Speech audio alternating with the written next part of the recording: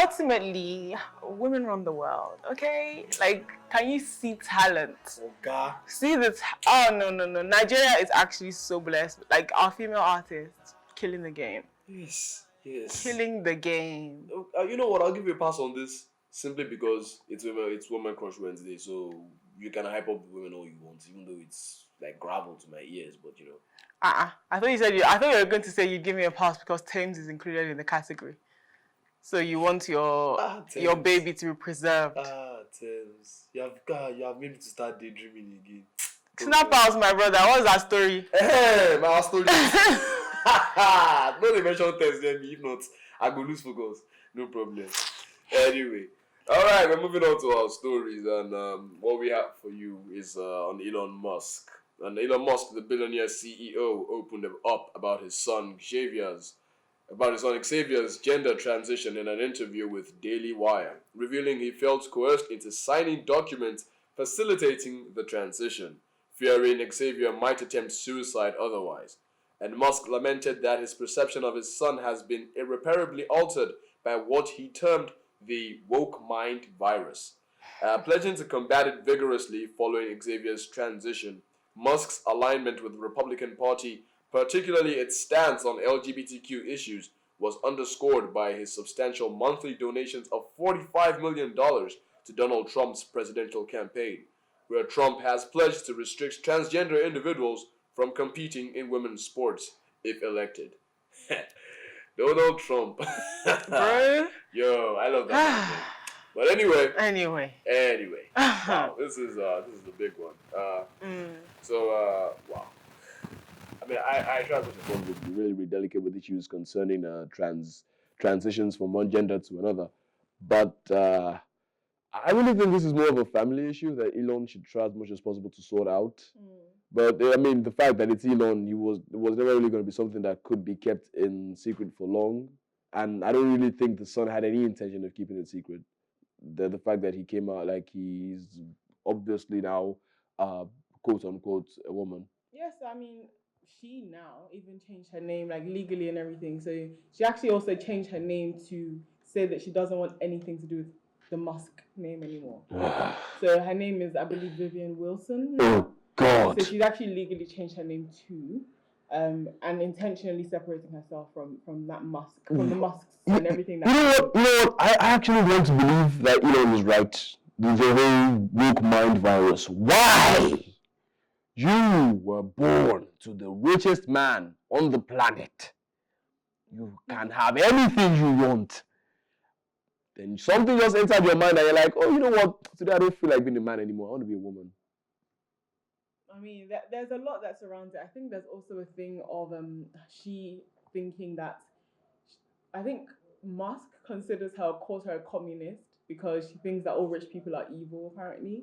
So there's also some things, I think, like you say, there's more to it than just gender. Yeah. I think it's deeply rooted family issues that now manifested into him wanting. I believe she was born a fraternal twin. So she had a twin, or she has a twin brother. Yeah. But obviously she has transitioned. I don't know anything about the twin. The twin, yeah. But it's one of those things where Musk clearly feels very strongly against. He is very strongly, very strongly against it. I mean, wow. Yeah. Like we tried as much as possible to really discuss the ifs and the whats and the hows. But I mean, I really think at the end of the day, this thing is just a deep. That distancing yourself from the Musk name, me. I don't know if I'll do it. That's my problem. But I don't know because bro. I mean, Musk in this right now, and you are coming out and say I don't want anything to do with it because you want to be a woman. Go, like Yoruba will say, I've been conscious. Because, bro, I mean, to be honest, like, what is... Although, to be fair, Sha, there are a lot of things that, like, rich people do that if you knew the true extent and you knew the behind the scenes, you might not be as complimentary of them. And the thing is, children and people close to you within your circle, they get to see more of the reality. So it's very possible that there's things that think Vivian is now her name, has seen I that think informs her position. You're right. You are. Yes, and you're perfectly right. But then at this point, I don't really care about the behind the scenes. I just, but then okay, let's take a pause on the whole Vivian thing and let's focus on Elon's apparent support for Donald Trump's campaign. Him being a Republican, we all know how Republicans feel about all the gender transitioning and same sex whatever. They are against it and they try as much as possible to squash it in any form they can. Trump has one of his campaign manifestos is that he is going to stop fully transitioned men to women. He's going to stop them competing in female sport, which I think is actually very, very nice because transgender women, I get confused. Men who have transitioned from being a man to a woman, when they enter female sports, they dominate. I mean, you might have changed your look, your hair, your genitals, but I really think you have not changed the fact that it is what X chromosome, I mean, in your body and testosterone that is running through your not estrogen. You pump testosterone is the main thing. You can't change that. No, I think you can get like estrogen. You can get estrogen injections, but I mean, for the whole sports thing, they are not choosing to do that because obviously, them being naturally men will give them an edge. Women, female sports, the rules in female sports are considerably lighter than that of males. Like for example, track and field events are, in athletics, like discus, for example, the discs are lighter. The javelin is lighter, those kind of things. So when you have those, automatically you being a man naturally will give you an advantage. So I like where Trump is really going with this. Maybe you want to be a woman. You are a man naturally. Don't come and say because you're a woman now you can compete in women's sport. It doesn't make any sense. Don't do any sport again since you have since you are confused. Yes, I like it. Since you are confused about your gender, don't do anything again. Just stay and think about your life for a while before anything. Because me, I'm not going to, be very tight-lipped on this thing. I'm trying as much as possible to not really, just go deep into it so that it ends up becoming a whole thing. I'm just going to say what I feel strongly. And the whole transitioning thing, it's kind of unnecessary and really, really somehow to me. Especially the fact that we have someone like Elon Musk's child who, I don't know how he or why he is confused about who or he or she is. But, I mean, I really do hope Elon gets to sort out his family issues. And everyone turns out okay. Yeah, because there's really nothing more that can be said on the matter. Nothing. Yeah. All right, let's get on to the last thing that we have for you guys today, and it's about nothing other than the minimum wage. Yep. 70K. Pay rise. Oh, yeah, God. Pay rise. I feel kick you. She vex me. But anyway, the Senate and the National Council for Women's Society have urged the incorporation of domestic servants into the proposed 70,000 naira national minimum wage scheme. And this call was made during a public hearing on a bill aimed at formalizing the rights of domestic workers and their employers in Nigeria, held at the National Assembly in Abuja. Sponsored by Senator Babangida Hussaini and chaired by Senator Dicket Plank of the Senate Committee on Employment, Labor and Productivity. The hearing emphasized the need for inclusion to ensure fair wages for domestic workers. And Senator Osita Izunaso further championed this cause, asserting that domestic workers should benefit from the same minimum wage as public sector employees, proposing concrete legislative measures for its implementation across employers nationwide. These people are making this thing seem like 70,000 naira is a good thing, and I am not for it. Do you think, they're saying here that domestic help should be paid 70,000 naira monthly? Yeah. Do you think they even paid anything near that? It's a good thing for them. It's a good thing for them. Yeah. It's a good thing for them. At least they get a pay rise. 70,000 naira. They get a pay rise increase for them. I'm talking about for the rest of us that, blue collar people and us. You that you earn over 70K, right? Who's earning over 70K? No, you said us. That's why I said, me, I said pay rise. I'm sticking with the... No, say you. Okay. No problem. You that's earning over Who's 70,000. earning over 70,000? You now. It's you that it's not a good thing for. Oh, that. Yes. I'm sticking with. It's you that please oh. I'm Don't trying say to us, just- so that my helpers of this will not hear us and will not think, oh, Mololo has you. Alright, no problem. Not Misha.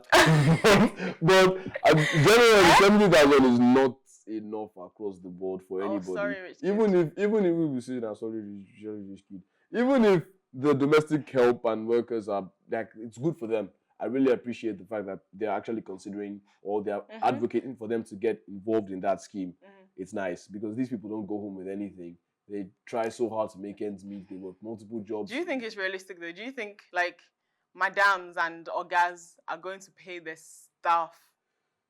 Like some people have multiple staff in one household. If it is something that the Staff Senate members, passes rather. across as a bill, that okay. No, it's been passed as a bill. Yeah, I know. I mean, I'm passed as talking a about the inclusion of the domestic people into their employees. their employees as well. So Okay, if it's a bill that's passed, then automatically it becomes law, and you have to obey the law. And if you know you can't keep up with that payment with the amount of staff that you have, just lay them off. Lay them off, and just let them go and find where they can get paid that amount of money. It's very simple. If you can't pay them, don't suffer the poor people. Tell them respectfully, I can't handle your wages. I can't handle the finances concerning your wages. I think you should go out and look for other opportunities where they can pay you that amount, and keep the ones you know you can retain and pay. Simple. Don't suffer people. They've said you should increase their money. You're saying you're not increasing their money. These people don't go home with anything. I mean, we complain for the rest of us, but I 70,000 is not much. But for these people, I mean, they've never really had anything like any sort of salary that actually constitutes for anything. It's sad. So this should at least help in a way, I think, hopefully. Then until maybe we can now start looking at possibilities of, just increasing the salary across the board, the minimum wage across the board, which hopefully gets reviewed again, because I'm still standing on it. 70,000 is... They've committed to reviewing it every 3 years.